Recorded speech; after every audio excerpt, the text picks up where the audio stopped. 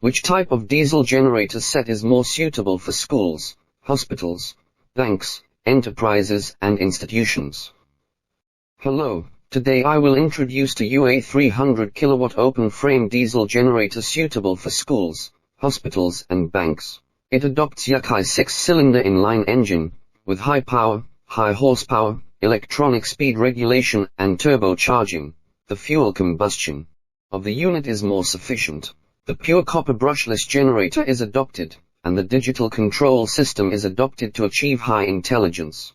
The intelligent control system is installed, and the LCD display can realize the display of the oil temperature, water temperature, oil pressure, speed, output voltage and other parameters of the diesel engine.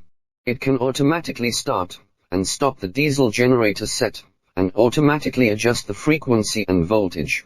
With low oil pressure protection, high water temperature protection, high oil temperature protection, overload protection and other protection functions and alarm functions. It is the most ideal standby power supply equipment for enterprises to cope with the peak of power consumption in high temperature weather.